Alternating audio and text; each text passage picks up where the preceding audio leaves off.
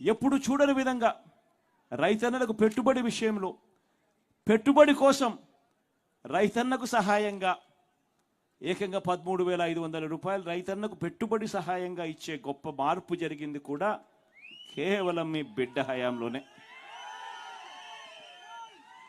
వ్యవసాయం మారింది, స్కూళ్ళు మారాయి, గ్రామంలో కనిపిస్తూ ఉన్న హాస్పిటళ్ళు మారాయి, ఆరోగ్యశ్రీ విస్తరించింది, ఏకంగా 3,300 ప్రొసీజర్లకు తీసుకొని పోయినాం.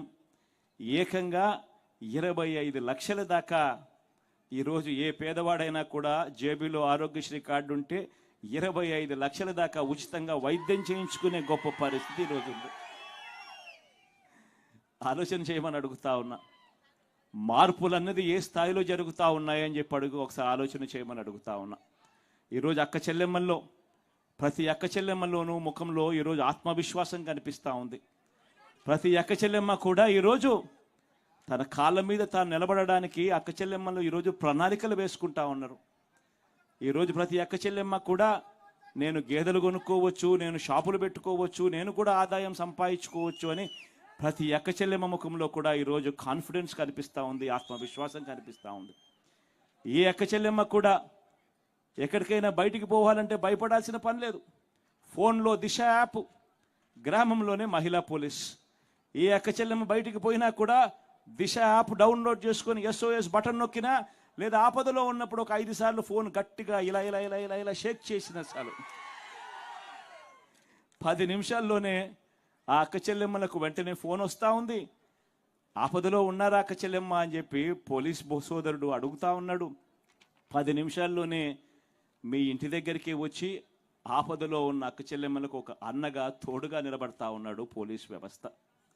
ఇవన్నీ కూడా నేను ఆలోచన చేయమని అడుగుతా ఉన్నా.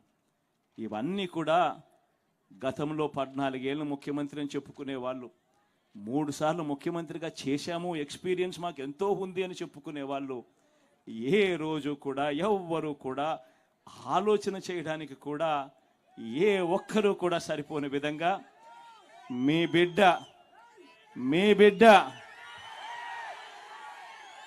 ఈ 58 నెలల కాలంలోనే మార్పు తీసుకొని వచ్చాడు. గమనించమని చెప్పి కోరుతా ఉన్నా. ఈరోజు మీ అందరితో కూడా ఈ విషయాలన్నీ కూడా చెబుతూ ఈ మార్పు కొనసాగడం ఎంత అవసరమో ఆలోచన చేయమని అడుగుతా ఉన్నా. మీ అందరితో కూడా నేను ఇదే కోరుతా ఉన్నా. ఎందుకనంటే ఈరోజు నేను ప్రతి ఒక్కరూ గత ఎన్నికల్లో నాకు ఓటు వేయని వారిని కూడా అడుగుతా ఉన్నా. రకరకాల కారణాలు కావచ్చు, కులం కావచ్చు, లేదా పార్టీలో అభిమానించే వాళ్ళు వేరే వాళ్ళు అయి ఉండొచ్చు, రకరకాల కారణాలు అయి ఉండొచ్చు. కానీ వాళ్ళందరినీ కూడా అడుగుతా ఉన్నా, ఒక్కసారి ఇంటికి వెళ్ళండి. ఇంటికి వెళ్ళిన తర్వాత ఓటు వేసేటప్పుడు కేవలం ఎమ్మెల్యేలను ఎంపీలను ఎన్నుకునే ఓటు కాదు ఇది. మనం వేసే ఈ ఓటు మన భవిష్యత్తు కోసం ఓటు వేస్తా ఉన్నాం. అందరూ కూడా ఒక్కసారి ఇంటికి వెళ్ళి మీ ఇంట్లో ఉన్న మీ ఇల్లాలితో మాట్లాడండి, మీ ఇంట్లో ఉన్న మీ పిల్లలతో మాట్లాడండి, మీ ఇంట్లో ఉన్న మీ అవ్వ తాతలతో మాట్లాడండి. మాట్లాడిన తర్వాత అందరూ కలిసికట్టుగా నిర్ణయం తీసుకోండి.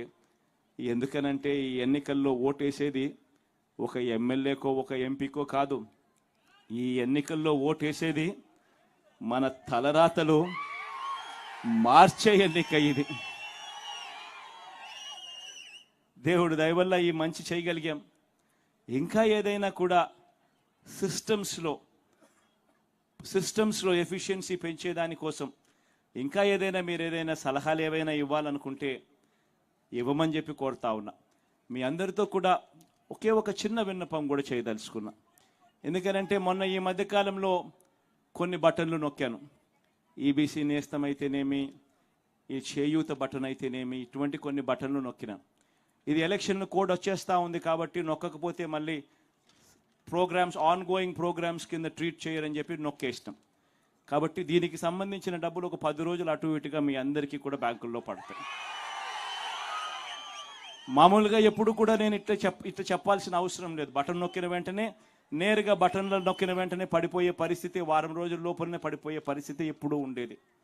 మహా అయితే వారము, లేకపోతే 3 రోజులు, లేకపోతే 2 రోజుల్లోనే పడిపోయే పరిస్థితి. కానీ ఈసారి మాత్రం ఎన్నికల కోడ్ వచ్చేస్తూ ఉంది కాబట్టి, సిస్టమ్ ఆన్లో ఉండాలి కాబట్టి, బటన్లు నొక్కాల్సిన పరిస్థితి వచ్చేసింది కాబట్టి నొక్కేస్తున్నాను. కొంచెం 10 రోజులు అటు ఇటుగా అది కూడా జరిగిపోతుంది. ఈ ఒక్క విషయం మాత్రం మనసులో పెట్టుకొని, మీరేదైనా సలహాలు ఏదైనా ఇవ్వాలనుకుంటే, సూచనలు ఏదైనా ఇవ్వాలనుకుంటే, మీ బిడ్డ, మీ అన్న, మీ తమ్ముడు వినడానికి సిద్ధంగా ఉన్నాడు. ఏదైనా సలహాలు కావాలంటే ఇవ్వమని కోరుతా ఉన్నా.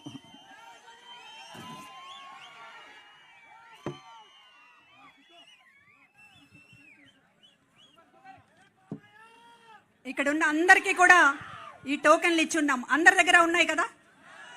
ఈ కొన్ని నెంబర్స్ని నేను పిలుస్తాను. 3464 టోకెన్ నెంబర్ ఎవరిదో ఒకసారి నిలబడి మాట్లాడవలసిందిగా కోరుతున్నాం. మైక్ అందజేయండి.